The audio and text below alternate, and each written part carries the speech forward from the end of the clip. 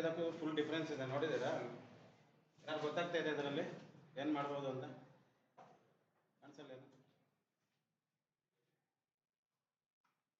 ಈ ಲೆಕ್ಕದಲ್ಲಿ ಏನು ಅಂದರೆ ಭಿನ್ನವಾಗಿರುವ ಸಂಖ್ಯೆಗಳನ್ನು ಕಂಡುಹಿಡಬೇಕು. ಅಂದರೆ ಮೂರು ಒಂದೇ ಥರ ಇರುತ್ತೆ, 1 2 3 ಇಲ್ಲ 1 2 3 ಇಲ್ಲ 1 2 3, ಯಾವುದೋ ಒಂದು ಮಾತ್ರ ಡಿಫ್ರೆಂಟ್ ಆಗಿರ್ತದೆ.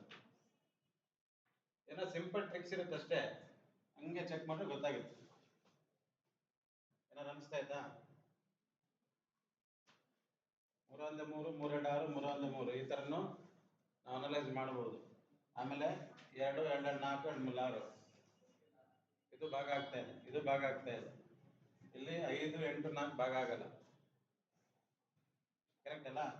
ಆಮೇಲೆ ಇಲ್ಲಿ 2 3 ಎಷ್ಟು ಎಷ್ಟು ಉಳಿತು? 19 ಉಳಿತಾನೆ, 1 ಹೋಗುತ್ತೆ 2ರಿಂದ.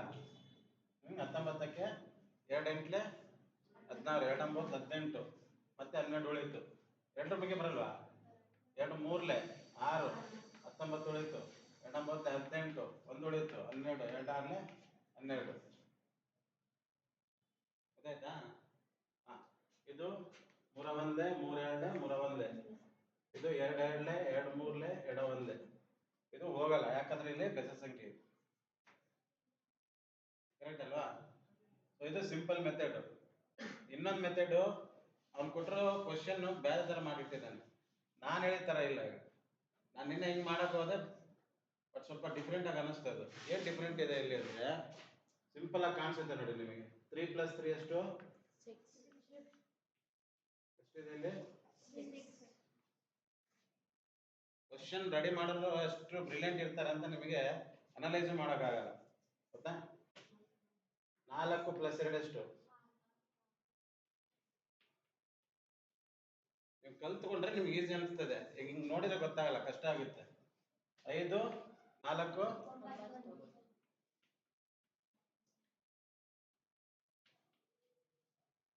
ಇದು ಎಷ್ಟಿದೆ ಅಲ್ಲಿ?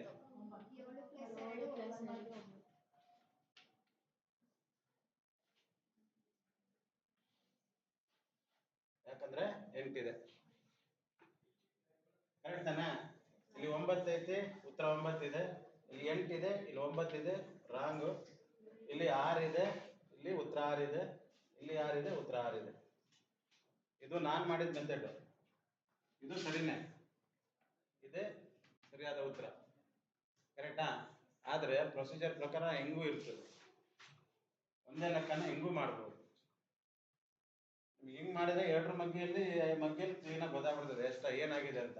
ಇಲ್ಲಿ ಇನ್ನೂ ಸುಲಭ ಇದೆ, 3 + 3 6, 2 + 4 6, 7 + 2 9, 5 4 9, ಇಲ್ಲ ಇದು 8 ಇದೆ, ಹಂಗಾಗಿ ಇದ್ರ ಇದಾಯ್ತಾ? ಇದು ಉತ್ತರ.